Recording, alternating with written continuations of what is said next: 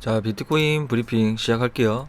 자, 먼저 거시적 관점부터 말씀드릴게요. 미 연준이 미국의 기준금리 인상폭을 본격적으로 줄였던 시기가 언제냐? 작년 12월 달부터입니다. 네, 작년 12월 달부터 본격적으로 줄였습니다. 11월까지 75베이시스 포인트를 올리다가 12월에 50bp, 2월에 25bp, 작년 9월 잭슨홀 미팅에서 연준 멤버들끼리 우리가 어디까지 금리를 올리는 게 좋겠냐라고 점도표를 찍습니다.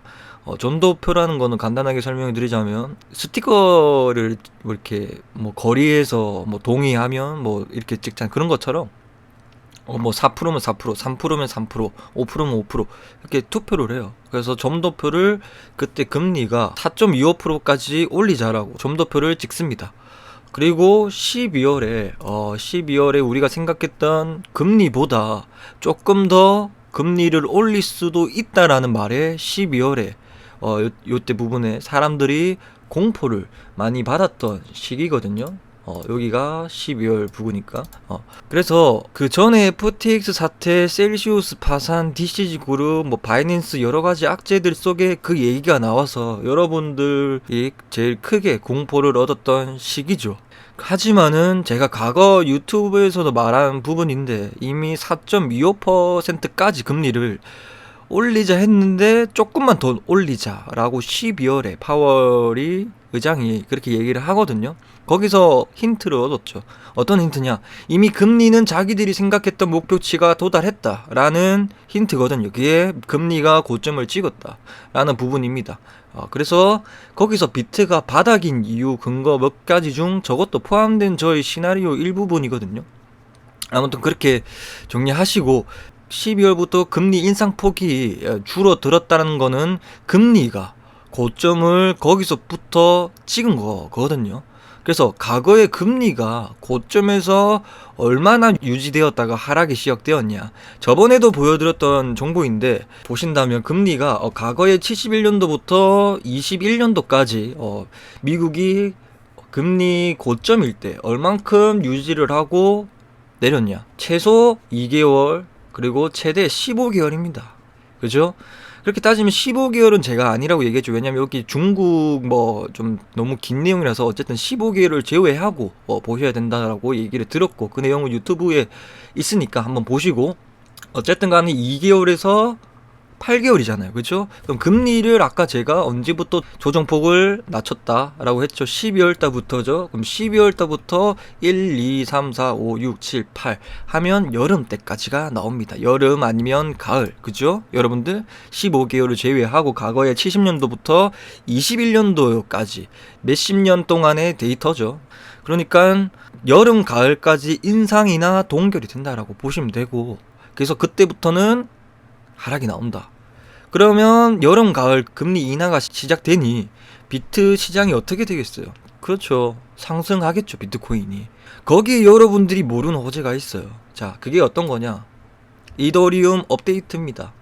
이더리움 업데이트가 지금 현재 3월에 상하이 업데이트를 진행하고 있죠. 그 어떤 업데이트냐면 그냥 스테이킹.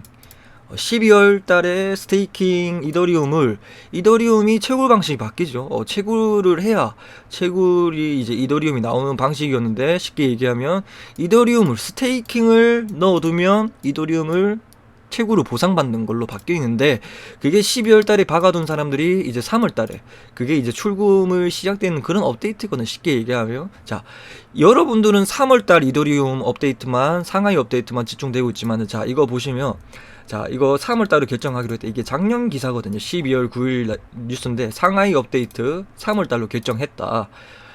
그래서 3월 달 이후에 상하이 업데이트 이어 내년 가을 또 한 차례 하드포크를 통해 업데이트를 실행하기로 합의했다. 그죠? 미국 금리 인하 시기랑 이 이더리움 다음 업데이트 시기. 지금 업데이트는 그닥 그렇게 좋은 호재는 아닙니다. 스테이킹 된 분량을 푸니까. 그래서 본격적으로 7월, 8월 가을쯤 되면 이 하드포크를 통해서 엄청난 큰 풀장이 온다. 그렇다면 우리는 언제 줘야 되냐? 그죠? 그때 줄까요? 아니죠. 우리가 돈을 벌려면 가격이 쌀 때 잡고 비쌀 때 팔아야 우리가 돈을 번다는 건 알잖아. 그래서 미리 주워놔야 된다라는 얘기입니다. 예, 여기까지가 거시적 관점이고, 그리고 여러분들이 비트코인 지금 현재 차트에서 딱히 뭐 신경 쓸 게 없는데, 그냥 이 448일선이랑 캔들이 가까워지면 가까울수록 15년도에 엄청난 펌핑이 나왔다라는 거는 여러분들이 아시니까 15년도 차트를 한 번 더 보여드릴게요. 어떻게 되냐면 15년도 차트 돼서, 자, 여기서부터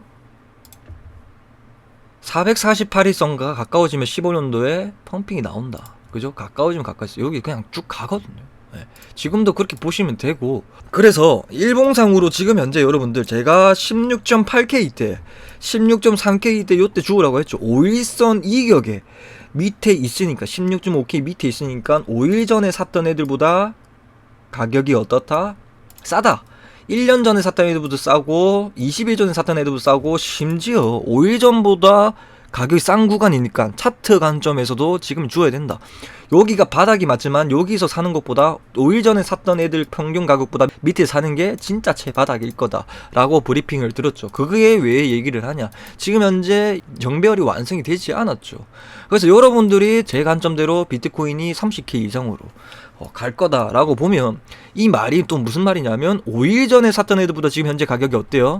싸죠. 미록 펑핑이 나왔지만은 그래도 내가 단기적인 자리에서 그나마 좀 싼 자리에서 잡고 싶다라고 생각 주신 분들은 이렇게 보시면 돼요. 자, 그래서 5일선이 이 남색깔이거든요. 남색깔보다 현재 가격이 어디에 형성되어 있습니까?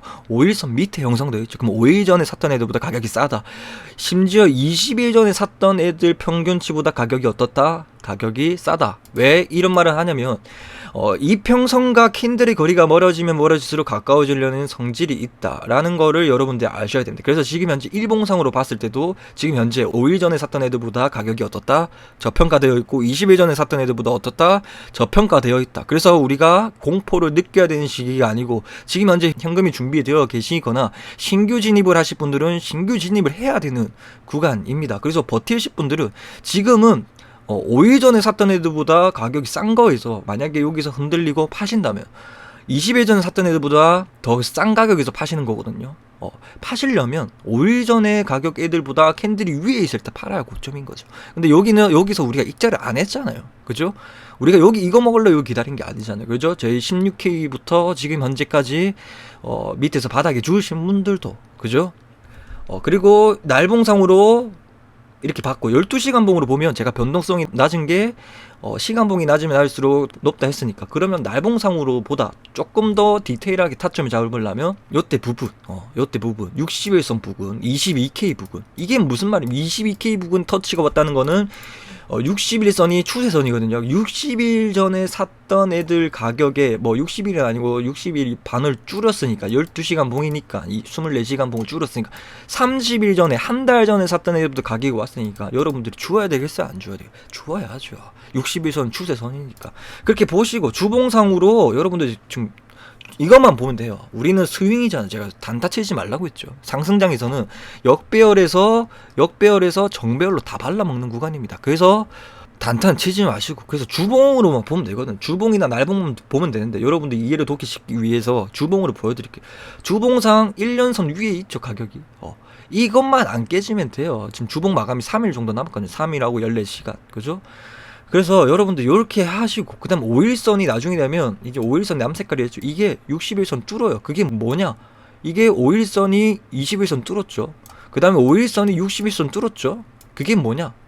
엘리엇 파동 1파가 나오는 구간이에요. 지금 현재는 448일선이 밑에 있으니까 이게 1파의 구간입니다. 그러니까 본격적으로 36K 강하게 뚫어줄 거라는 얘기입니다. 그렇죠? 여러분들, 그래서 공포를 느끼지 마십시오. 그래서 이 주봉으로 봤기 때문에 이 5일선이 한 주마다 올라오잖아요. 그러니까 시간이 느려질 뿐이지 시간 싸움이다 라고 생각을 하시면 좋겠습니다. 그리고 나스닥 차트를 보신다면, 자, 이게 비트코인 차트, 주봉 차트에서 1년선에서 현재 비트코인이고, 자, 나스닥 주봉 차트를 보시면 나스닥 같은 경우는 1년선을 지금 쌍바닥을 찍고 지금 지지를 하면서 아까 얘기했다시피 5일선은 20일선 뚫고 5일선은 이제 60일선 뚫으려고 하죠. 그럼 나스닥이 어떻게 되겠어? 크게 반등이 나온다 라고 하고, 여기서는 5일선이 지금 밑에 있으니까 여기 차트랑 다르잖아요. 그죠? 그렇잖아요. 역배열이 진행이 완성이 안 됐죠. 근데 지금은 5일선이 딱 21선 뚫고 5일선이 60일선 딱 뚫죠. 여기서는 그죠? 111선이란 말이에요, 위에. 그래서 상승이 안 된다. 그래서 지금 여기서 사람들이 이 차트를 좀 분석을 못 하신 분들은 여기 부분이 고점이 쌍고점이라 생각하는데, 그렇게 이전과 다르게 큰 상승이 나올 거라는 시나리오입니다. 그래서 비트코인도 그런 식으로 갈 거다라고 보시면 되겠습니다. 그리고 비트코인 아까 뭐 2월 8일에 대해서 좀 오해를 하시는 분들이 계시는데, 제가 대시세가 1년이 나오고 365일이 나오고 11월 9일이죠. 11월 9일 날이 이게 뭔 말이냐면, 대하락이 끝나는 평균치가 1년이면 끝난다라는 평균치고, 딱 정확하게 1년치 11월 9일 FTT 사태가 파산이 된 날이랑 딱 정확하죠. 이게 제가 이전에부터 얘기 드린 겁니다. 결과론적으로 얘기 드리는 게 아니고, 이거를 10월달 9월달부터 제가 말씀드린 기법이거든요. 실제로 FTX 사태를 이런 식으로 맞췄고, 제가 그래서 그 전에 뭐라고 얘기했냐면, 90일 정도 행보를 하고 난 다음에는 큰 상승이 나올 것이다. 2월 8일이 가까워지면 가까워질수록 그때가 10월달, 11월달, 12월달에 계속 얘기 드렸는데, 2월 8일이 다가오면 다가올수록 지금 현재 16K 가격은 못 볼 거다라는 얘기고, 본격적으로 우리가 크게 상승이 나왔다라는 거를 눈으로 볼 수 있는 시기는 2월 8일이다 라고 얘기를 했고, 진짜 2월 8일에서 지금 현재 여러분들이 뭐 30K 간다라는 그게 아니고, 지금 현재 30K 가기 직전에 목까지 왔다라고 그렇게 인지를 좀 하셔야 됩니다. 그래서 그런 부분에 대해서 여러분들이 좀 혼동을 하시길래 그렇게 바로 잡아 드리고, 그리고 과거에 미 국채 2년과 3개월이 역전되는 시점이 마지막 금리 인상이다. 그러죠? 이게 19년도 때 이게 검은 색깔이 비트코인, 위에가 역전되는 데드크로스가 발생, 바닥이었죠. 여러분, 여기까지 지금 우리가 여기 부분입니다. 여기 부분. 그죠? 여기 부분. 근데 지금 현재 차트를 보신다면 지금 요 정도 와 있다. 지금 현재 비트코인이 데드크로스 발생하고 실제로 지금 현재 이렇게 됐다. 아직 많이 남았어요, 여러분들. 그죠? 그렇게 보시고, 자, 과거에 그러면 2000년대 이후에 케이스 스터디를 해보면 연준이 금리 인상을 중단할 시에 금이 날라갔다.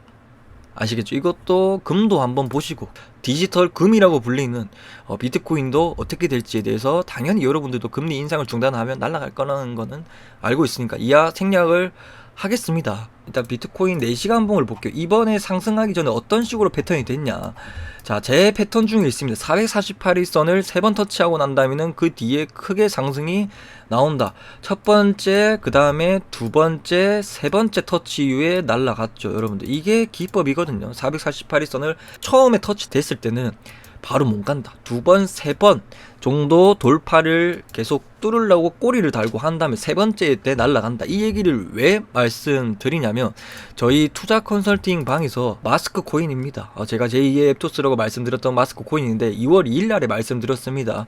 448일선의 일봉상 두 번째 돌파를 지금 현재 했다. 세 번째 터치 시 이제부터 마스크 코인은 올라가겠다 라고 했죠. 근데 두 번째에서는 448일선 위에서 행보를 하고 있었죠. 그래서 저는 448일선 밑으로 내려올 거라고 얘기를 이렇게 드렸습니다. 그리고 세 번째 돌파할 때는 이제 마스코인이 오르겠구나 라고 생각하셔라 라고 했는데, 지금 현재 일봉상으로 보시면 지금 여기서 이렇게 얘기해 드렸거든요. 그래서 지금도 이렇게 박스권을 유지하고 448년 터치를 할 때 그때 갈 것이다. 그래서 절대 겁먹을 구간이 아니다. 그렇게 보시면 되겠습니다. 어쨌든 오늘 비트코인과 마스크코인에 대해서 한번 얘기를 좀 들어봤고, 고실적 관점에서도 금리 인상이 언제까지 고점에서 유지하고 난 다음에 떨어질지, 그리고 거기에 대해서 이더리움, 하드포크 우리가 좀 3월달에 상하이 업데이트만 알고 있지, 그 다음에 가을, 여름 때 나오는 본격적인 코인들이 펌핑이 나올 수 있는 구간들이 여름, 가을 때쯤이다 라고 이렇게 아시고 그냥 스윙을 치십시오, 여러분.